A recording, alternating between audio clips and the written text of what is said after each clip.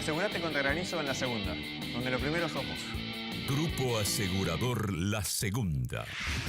Buenos días, una vez más les damos la bienvenida a Agroclima por Chacra TV y en esta ocasión les brindaremos a los productores agropecuarios toda la información que necesitan saber acerca de la incidencia del cambio climático en la producción agropecuaria desde aquí, el INTA Castelar.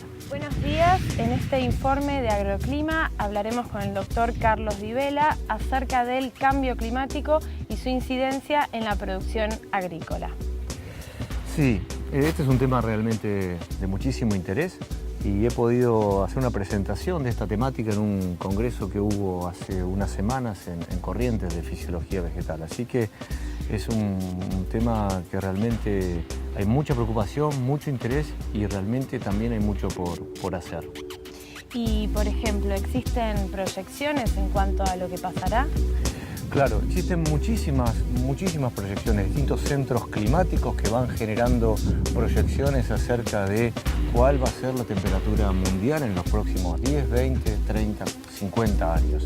¿Sí? Por ejemplo, esas proyecciones dicen que la temperatura en los próximos 20 o 30 años, muchos de esos modelos coinciden en que va a seguir aumentando la temperatura en nuestras latitudes. También existen proyecciones de lo que va a pasar con la precipitación y ahí los modelos son un poco más variables de acuerdo a la región, de acuerdo a los factores que involucra, pero realmente hay muchísima variabilidad de lo que podría pasar con la precipitación en los próximos años a nivel de país. También existen proyecciones que importan la agricultura, que tienen que ver con la incidencia de eventos extremos de temperatura, ¿sí? Cómo podría ser la recurrencia o la intensidad de fenómenos de temperatura muy elevadas en nuestro país. También existen previsiones en cuanto a la ocurrencia de sequías, o sea, déficit de agua muy importantes. En caso contrario, cuál es la incidencia de factores de escurrimiento muy importantes, particularmente inundaciones. Y también otra cosa que nos importa muchísimo a veces son la ocurrencia de la incidencia del agua remota, es decir, en lugares donde hay riego, el agua proviene quizás del deshielo de la nieve, ¿sí?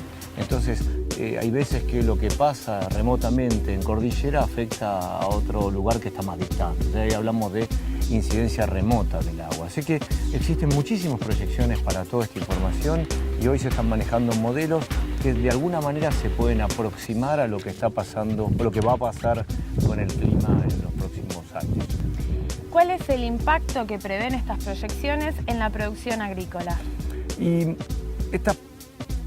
estos cambios que podría haber en los distintos factores pueden impactar en el sector agropecuario de dos maneras, una manera directa y una manera indirecta. De una manera directa, a través del cambio que se va a producir probablemente en algunas cuestiones que tienen que ver con el clima medio. Si cambia la temperatura media, eso va a cambiar los ciclos de crecimiento, por ejemplo. Si cambia la cantidad y la distribución de las lluvias, eso va a cambiar per se lo que podemos hacer con la agricultura, aunque en combinación con la temperatura también puede cambiar la demanda de agua y eso también influir sobre los cultivos.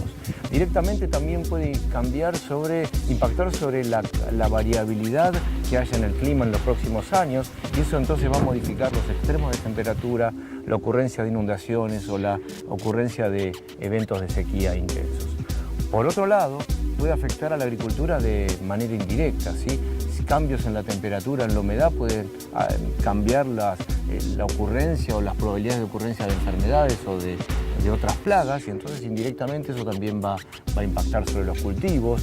También puede impactar indirectamente lo que pase, como te contaba anteriormente, en la cordillera con lo que haya de agua de riego en otra zona más remota o inclusive podría haber cambios en la composición atmosférica que indirectamente impacten, por ejemplo, en algunas plagas, ¿sí? Por ejemplo, la concentración de ozono en la atmósfera podría impactar sobre algunas plagas y enfermedades. O sea que, como vemos, estos cambios pueden tener impactos sobre el potencial de rendimiento de las plantas, sobre los factores que limitan el rendimiento de las plantas y también sobre factores que podrían estar reduciendo el rendimiento, como veníamos diciendo recién, enfermedades o plagas.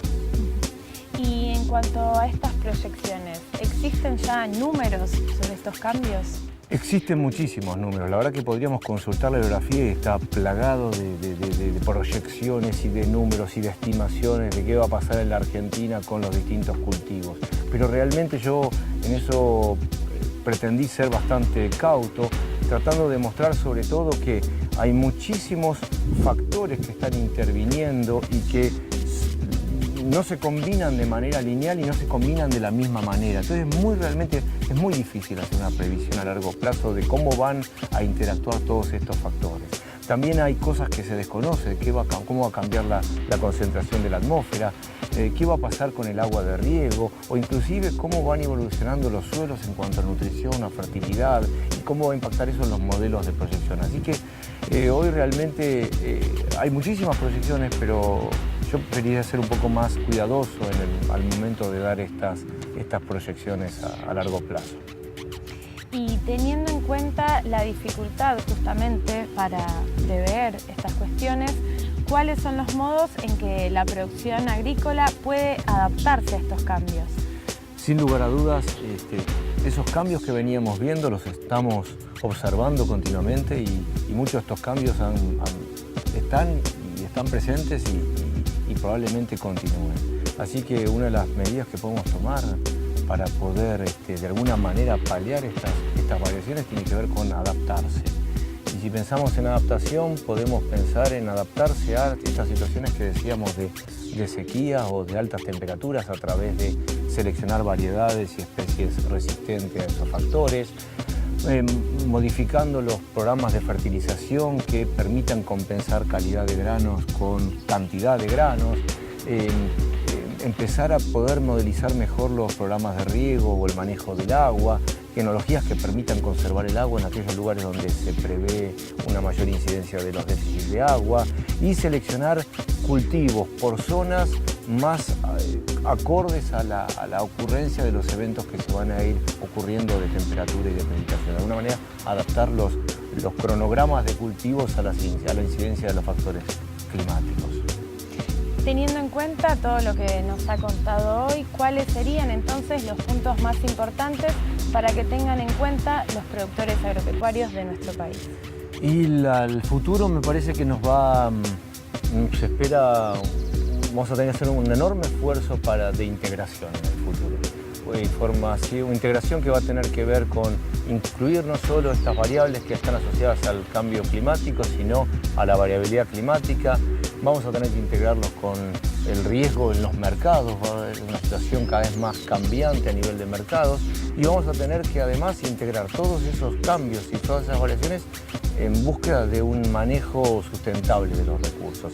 Así que para eso vamos a tener que manejarnos con múltiples escalas, con múltiples problemas, tratando de ser eficientes en lo que producimos y sobre todo lo que tiene que ver con centros de investigación. Bueno, doctor, muchísimas gracias por darnos esta información tan importante. Muchísimas gracias a ustedes. Y nos encontramos en el próximo informe de Agroclima por Chacra TV.